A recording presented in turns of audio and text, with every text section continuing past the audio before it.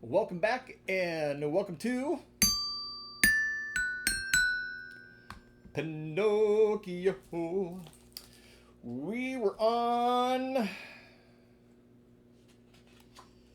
chapter 17. Yes, the doctors have just left the room. Chapter 17. Pinocchio refuses to take medicine.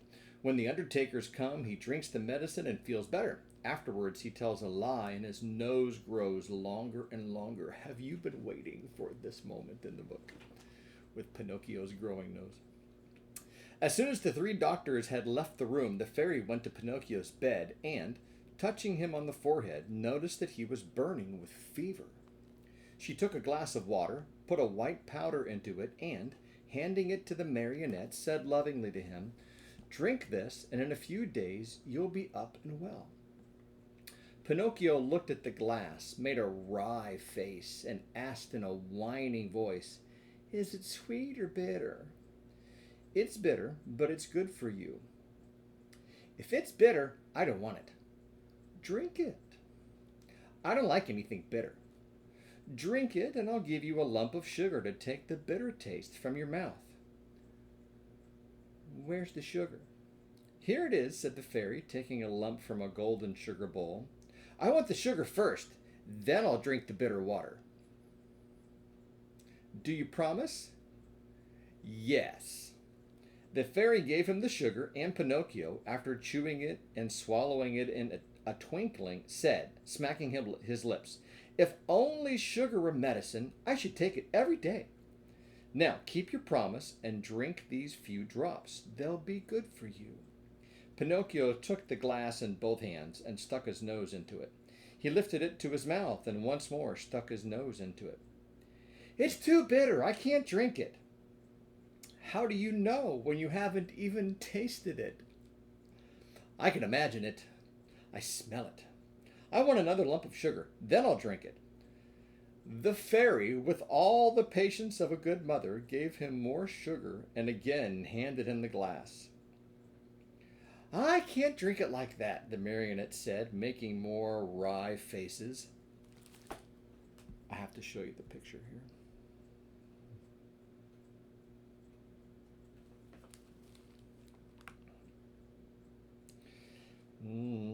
Why? "Because that feathered pillow on my feet bothers me." The fairy took the pillow away. "It's no use. I can't drink it even now." "Well, what's the matter now?" "I don't like the way that door looks. It's half open." The fairy closed the door. "I won't drink it," cried Pinocchio, bursting out crying. "I won't drink this awful water. I won't. I won't. No, no, no, no." "My boy, you'll be sorry." "I don't care." "You're very sick." "I don't care." "In a few hours the fever will take you far away to another world." "I don't care." I'll show you the text here. Here we go. Oh, squeeze it in. "Aren't you afraid of death?" "No, not a bit. I'd rather die than drink that awful medicine." And now we come to one of my favorite parts. Don't have any pictures for this. I'm sorry. We'll just have to leave you with this one here. At that moment, the door of the room flew open, and in came four rabbits, as black as ink, carrying a small black coffin on their shoulders.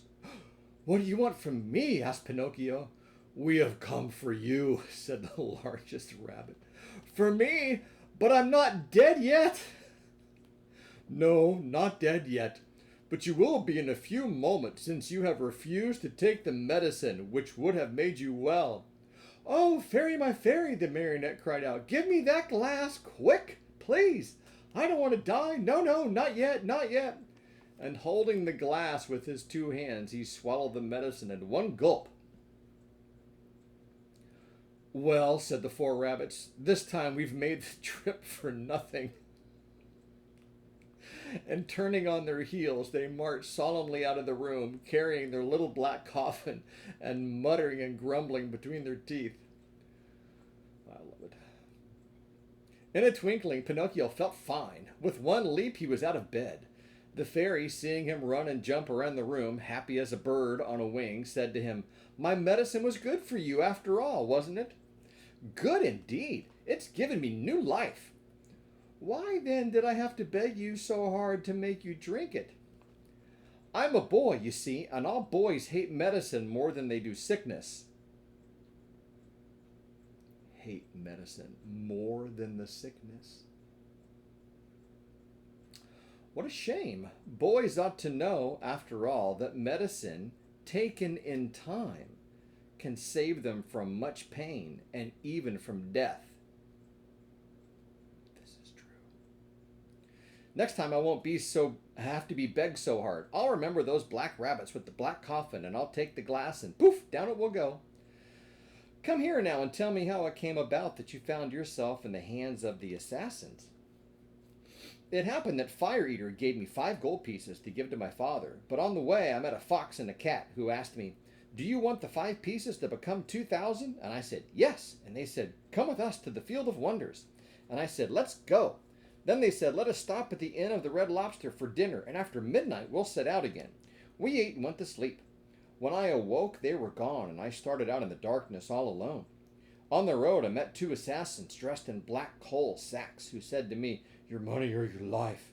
And I said, "I haven't any money," for, you see, I had put the money under my tongue. One of them tried to put his hand in my mouth, and I bit it off and spat it out. But it wasn't a hand, it was a cat's paw.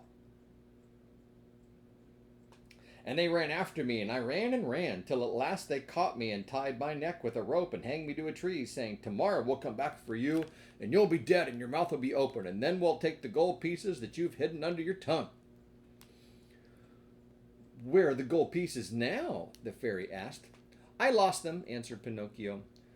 But he told a lie, for he had them in his pocket. As he spoke, his nose, long though it was, became at least 2 inches longer. And now we have a good picture.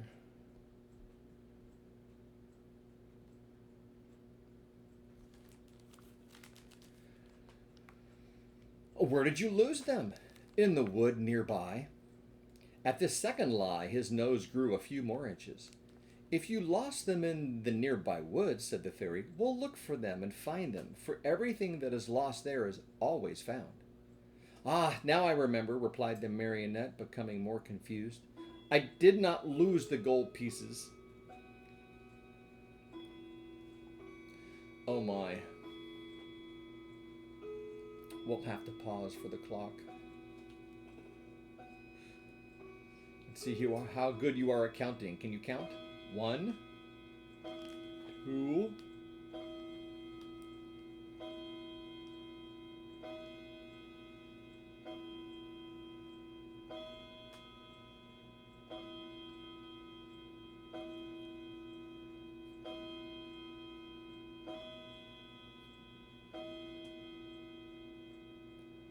12 o'clock. Happy noon to you. Or at least it's noon here. What time is it where you are? Time to finish the story. "Ah, now I remember," replied the marionette, becoming more confused. "I did not lose the gold pieces, but I swallowed them when I drank the medicine."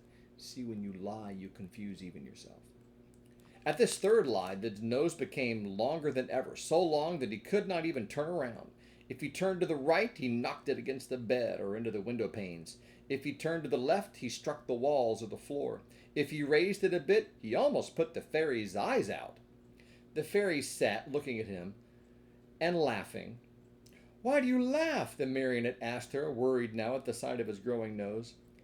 "I am laughing at your lies." "How do you know I'm lying?" "Lies, my boy, are known in a moment. There are 2 kinds of lies, lies with short legs and lies with long noses. Yours, just now, happened to have long noses." Pinocchio, not knowing where to hide his shame, tried to escape from the room, but his nose had become so long that he could not get it out of the door. Chapter 18's next. But that's another episode. When you lie, people know, especially the parents. Let us speak truth to each other. Bye-bye.